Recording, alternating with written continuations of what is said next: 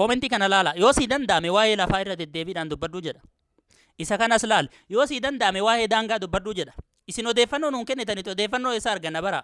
Amma rakkoo biyya keenya keessatti deemu odeeffannoo argachuudhaaf waa sadiitu dhiibbaa gurguddaa nurra ta'e. Inni tokko doorsisa mootummaa bilisiginnaati. Biyya teenya keessa namni odeeffannoo dabarsee siif hin kennu ni sodaata. Anam obboleessaa waliin dhaladhee umriidhaan nama guddaa nama raayyaa ittisa biyyaa keessa waggaa dheeraa turedha. Dhimma siyaasaas taanaan nama akka gaarii beeku. Garuu waa'ee biyya keenyaa waa'ee daangaa keenyaa anaa gabaasus hin jaallatu. Yoo na wajjin haasa'us dhimma maatirraa kan gadafe waa'ee arra gabaan keessa ooltellee natti mun jaallatu. Kophee Koongoo bitatee galeeti caammaa bitadhee naan jedha. Yoo rakkina aanaa keenya keessatti ta'an gabaasu akka waan obboleessa isaatu dabarsee kenneef jedhanii beeytaala. Aanaa san keessa dhaladhe nama hedduu beeka miti. Garuu inni uf shakkaa jechuudha. Waajjira yaamanii amma obboleessi kan keessa jiranii gaafatu. Biyya teenya keessa ijoolleen takka yoon wajjin haasofte waasappii chaatiin wajjin goote sana istoorii dileetti kaate. Booda nambara keenya sarchi gootee argatte jechuudha. Maaliif yoo akka tasaan irraa fuudhan jedhan dhiyeenna kan afaan labsii baate hin dhageettu miti nama faallaa misoomaati. Hedduu tokko saayiba kiyya wajjin wannan koflu maal seeta beektaa irra deddeebiidhaan gurbaan kun faallaa misoomaa deemaa dhorka. Jara misooma jechuun maal jechuudha. Hedduun ajaa'iba. IPP tana bara afaan Oromoo illee hin beektu. Jara misooma jechuun maal jechuudha. Mucaan kun faallaa misoomaa deemaa gorsaa jedhanii bara. So inni tokko doorsisaa sirna PP yoo ta'u inni lammaffaan ammoo waa'ee hanqina diinagdeeti. Biyya keenya keessatti ikoonomiin sadarkaa olaanaadhaan gabbuu irraa kan ka'e qaala'insi jireenyaa sadarkaa olaanaadhaan dabalee inumaatu namni meeshaalee wantoota bu'uura jireenyaa isaatu guuttachuu dadhabe. Namni moobaayilii fayyadamuudhaafu akka malee itti ulfaataa jira jechuudha. Biyya teenya keessatti namoota muraasa moobaayila qaba. Sunuu daataa torban keessatti yeroo lama guuttatanii yeroo isaan firaa ahaliidha dawwalanii keef jedhanii irraa ba'an dhumate sunuu. Yeroo Facebook ilaalee odeeffannoo argatu odeeffannoo waan biyyi keessa jirtu ilaaluudhaaf yeroo hin qabu jechuudha. Adeera isaati yoo ta'u hin dawwalle ati dawwaltee odeeffannoo maal sii kenna? Kan sadaffaa ammoo rakkina teekinooloojiiti. Biyya teenya keessatti teekinooloojii ni beeytan. Niitoorkiin maanuu kan seeran hin dalani hedduu tokko harkifataadha. Daataa bitattee viidiyoo Facebook irraa viidiyoo tokko daawwattee otoo hin finne yeroon qilleensaa siif kenname sirraa dhuma. Niitoorkiin harkifataadha. Dawwaltee namaan irra deddeebi'ee haloo jedhaa oola namni. Yeroo qilleensaa sa'aatii tokkoo bitattee otoo ati ittiin fayyadamne sa'aatiin tokkoo sun dhumataa jechuudha. Dabalataan bakka tokkotti hanga namni rafutti niitoorkiin siin hojjetu. Aanaa keenya tokko fa'aa hedduu na kofalchiisa. Yeroo namni loon galfatu fa'aa hedduu tana saamattee yoo niitoorkii fayyadamte gaariidha. Yookaan ammoo yeroo namni rafee eeggattee halkan akka gaarii hojjeta akka isaa godha tokko. Sana booda namatti biizii godhee jedhu. Itoophiyaa. Azaabii baanaan sun azaabii addunyaa tanarraa Itoophiyaadha bara. Walumaa gala dhiibbaan kun gurguddaan nu bira dabree uummata keenyas haalan miidhe. Waanuma piippiin halkanii guyyaatti qaraatu sana malee waan uummanni keenya keessa jiru waan ollaan keessa addunyaa irra magaalaa takka taate tana addunyaan teenya Itoophiyaa ammoo addunyaawwan 300 wayi. Addunyaan takka akka waliigalaatti. Addunyaan Itoophiyaa teenya lakkaa'amteen dhumtu. So biyya waan hundaan kasaarte tana. Akkam taana bar rakkoo hedduu keessa jirra bar ummataan isaa gabrummaadha. Hanqinni biraa uummanni keenya qabu maal seetan? Gahee miidiyaan qabu hin beeku. Ila uummata keenya miidiyaan sadarkaan miidiyaan qabu miidiyaan akka addunyaatti mootummaa afraffaa jedhama. Wantoota addunyaa kanarraa dhiibbaa gurguddoo geessan keessaa sadarkaa afraffaarra kan jiru miidiyaadha. Miidiyaa waan tokko jaaruu fi diiguus ta'ee gahee ol'aanaa qaba. Paartilee siyaasaa hooggantoota paartilee siyaasaa kamiyyuu caalaa kan dandeettii qabu miidiyaadha yoon jedhe maaliin caala beektu? Amma paartileen siyaasaa dhiibban isin geessitu ummata jaarti. Miidiyaan garuu paartilee siyaasaa kamuu caalaa ummata jaaruu irratti dandeettii qaba. Kan waan tokko diigu immoo ummata. Amma aktiivistoota wanni ofirraa eeganiif wanni asii dhakaatti guuraniif maal seeta? Ummata nu jalaa garagalchaadha. Aktiivistiin maaliif fayyadama jedhana? Miidiyaa. Miidiyaan mana nama kamuu seenee nama tokko ummataa dadhahee kaasuu danda'a.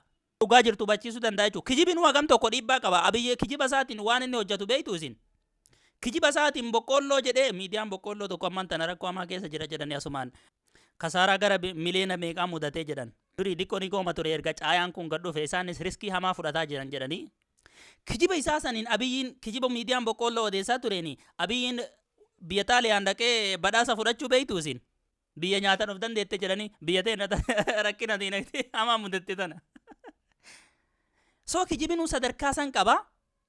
Dhugaa yoo dhufte hangam tokko dhiibbaa akka qabuu danda'u miidiyaa irratti beeka. Kanaafuu miidiyaan dhiibbaa ol'aanaa qaba. Nuti mootummaadha. Mootummoota gurguddoo keessaa tokko nuu odeeffannoo nuu qoodaa piliis. Hanqinni isin qabdan dhiibbaa miidiyaan geessuu danda'u hin beeytan. Of kalchaa yoon kana jedhu. Hundi keessa wallaaltotaa miti. warri lubbuu teessan sodaattanillee lubbuun guyyaa rabbi baase baati. Namni tokkolleen keessa gadi qabee dhorkuu hin danda'u. Gaafa rabbi baase malee abadan hin baatu. Tarii sababa kanatti riskii fudhachuu dandeetta. Riskiin ati fudhattee saba kan keetiif jecha ta'uu hin irraanfatin. Kanaafuu miidhaa biyyi geessu kamiyyuu bar waan biraa miti. Haala gabaan Oromiyaa keessa oolte waan quba qabdan naannoo keessan keessaa waan biraa wallaaltan kophee takka gamiin gurgurattanii shirnu godha. Kolkoloo siyaasa keessaa baana minaamin hin jedhina. Siyaasni barbaachisaadha uummata tokkoof. Amma fakkeenyaaf dimokiraasii waan jedhantu jira. Dimokiraasii jechuun diimoo fi kiraasii mootummaa uummataa jechuudha. Uummanni tokko mootummaa isaaf ta'u ijaarrachuudhaa fi dirqama kan siyaasa keessaa qooda qabu ta'uu qaba. Inumaatu siyaasa beekuun dirqama. Siyaasni nuuf barbaachisaadha yaa Oromoo. Siyaasa irraa of hin dhiibinaa sodaa lubbuutiif jettanii lubbuun guyyaa rabbi baase baati. So siyaasa keessallee harka gagalfadhaa bakka jirtaniin. Wanti nu baasu siyaasa kan biyya keenya jaaruu nu dandeessisu siyaasa kan biyyi keenya ittiin cabes siyaasa. Siyaasni immoo gaafa kararraa dabe si cabsa. Gaafa qajeelee si qajeelcha, si jaara. Kan qajeelchuu danda'u si ummata. Haqa keetirra dhaabbachiisuu kan danda'u si. Siyaasni harka kan kee jira. Yaa Oromoo. Of hin tuffatinaa jajjabaadhaa gaafa rabbi jedhanii bilisoomna. Waa'ee abbaa qabeenyaa Oromoo Abba Yaadataa Junaydii wal qabate haftaa muulamuu dabalatee warri aktiivistoota abaaraa Abiyyi faarsaa jiraatan kun raayyaa miidiyaan kun duula abbaa qabeenyaa Oromoo Abba Yaadataa irratti geggeeffamu Jawaar Mahaammaditti ergee jedhan kaffaleefi. Hunda caalaa kan isin ajaa'ibu waan raayyaa miidiyaan odeessu kana Jawaar Mahammadis ta'e Abba Yaadataanis waan kana quban qabani. Nama hojii ofiitirra jira. Kan hojii hawaasaa hojjetus kan ofii hojii ofii hojjetus hojii ofiitti hojii jira jechuudha.